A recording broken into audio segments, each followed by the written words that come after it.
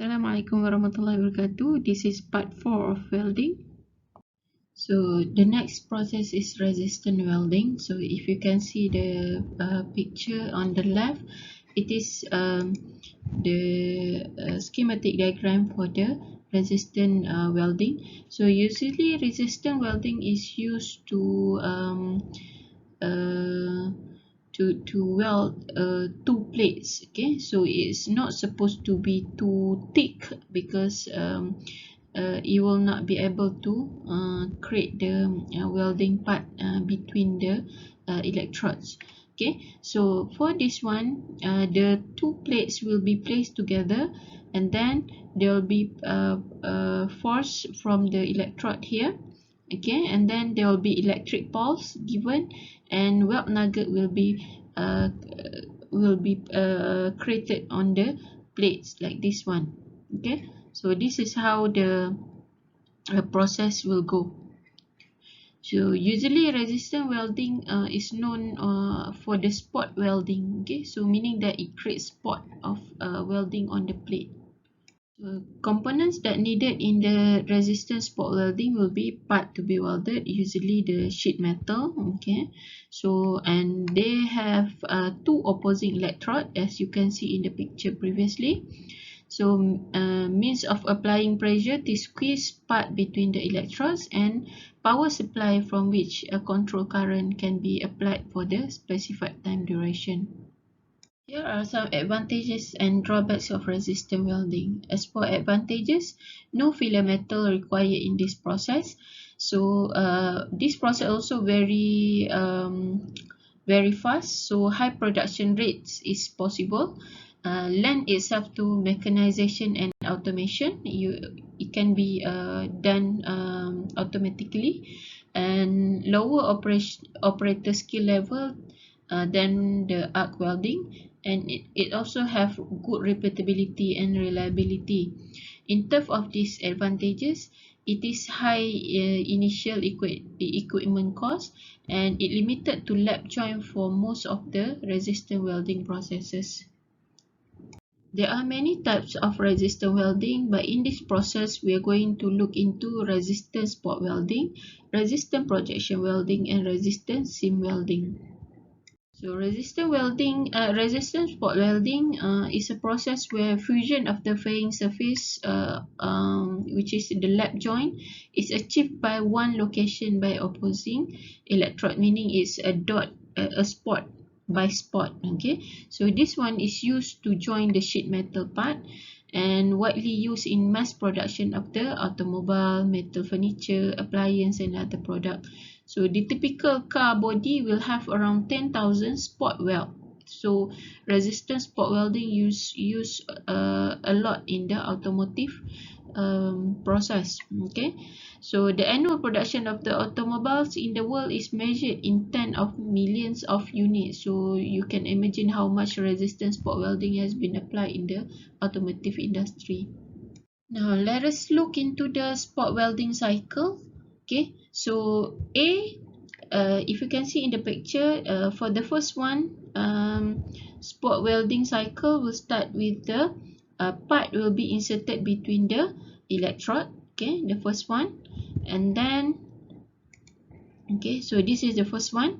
So second one, there'll be electrode close, meaning that the electrode on the top will come down. Okay, and then with the part in between both electrode, and then current will be on. Okay, so this one the force is given, and but for this one current will be start. Okay, so for this one, and then the current will be off, and then but the pressure, the force is not released yet. Okay, so to make sure that the metal is close together, and when some time goes by, okay, then electrode will be open. So then after that there will be weld nugget on the surface of the on the plate.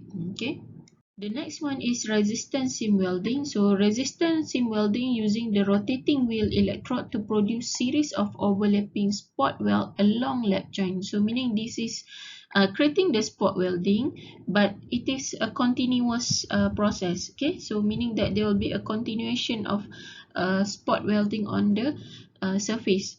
So it can be produced, it can also produce airtight joint. So meaning that if it is a spot, meaning that there are air area in between the spot, right? So for resistance welding, you will be able to create airtight joint.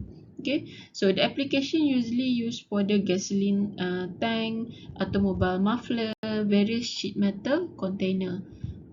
Here is the schematic diagram for the resistance seam welding. So if in the previous picture we see that for the spot welding, the electrode is in term like tips of the pen, right? So but for this seam welding, it is in term of the electrode wheel, so that it can produce a continuous spot of welding in the on the plate over here. Okay. So the next one is resistant projection welding. So resistant welding process in which coalescence occur at one or more small contact point on the part. So for this one, contact point determined by the design of the part to be joined. So this one you have to design the part where you want to join. Okay. So it may consist of projection, embossment, or localized intersection of the part. So let's see the example. So here is the schematic diagram for the resistant projection welding. If you can see to the sheet metal need to have some projection on that. Okay, it need to be shaped on certain shape, so that it can be contact of the contact area to the next sheet metal. So in this one, the process is the same like the resistance spot welding, but as for this one, the difference is only the projection on the part here. So this area will be getting the weld nugget instead of the whole area on this part on the electrodes. Okay.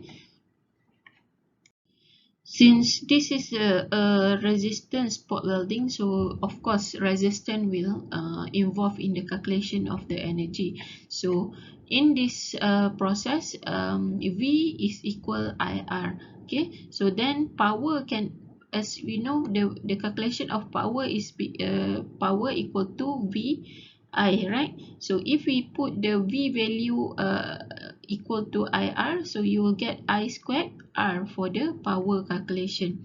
So if power supply for time is T, so energy available at source will be H equal to I squared R T. So then you will get the calculation for H.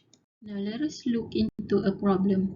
So a resistance spot welding operation is performed on two pieces of 1.5 mm thick sheet steel using 12,000 A for 0.2 second duration. The electrode are 6 mm in diameter of the distant surfaces. Resistance is assumed to be 0.001 ohm, and the resulting weld nugget is 6 mm in diameter and 2.5 mm thick. The unit melting energy for the metal is UM equal to 12 joule per mm cube. What portion of the heat generated was used to form the weld nugget? Okay, so see the question first. The first one that they want, heat generated was used to form the weld nugget. What portion? Okay, how much is the heat generated, and what portion was dissipated into the work metal? Okay, so now, since we know what are the things that they want, let us see how to solve this question. First thing first, what we have to calculate is they want how much is the heat generated, right? So if you can remember the equation, H equal to I squared R T, right? So I squared is already given, which is 12,000. So 12,000 squared. R is ohm, 0.0001, the resistance, and time, 0.2 second, right? So when you calculate this, you will get the value here. Okay, so this is how much the heat generated in the first place. Now they have they're given the weld nugget. Okay, so if we assume that it is a disc shape, okay, so because usually in the resistant welding, the parts will look circle like this. Okay, so then based on this one, we can calculate the V. Okay, so this one is 2.5 times pi d squared over 4, and then the value that you get is 70.7 mm cube. Okay, so this is the area.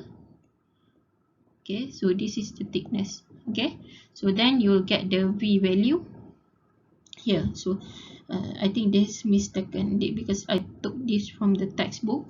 Okay, now we already have this thing. So if you remember the equation for how much the heat to melt, okay, so HW equal to UM A, right?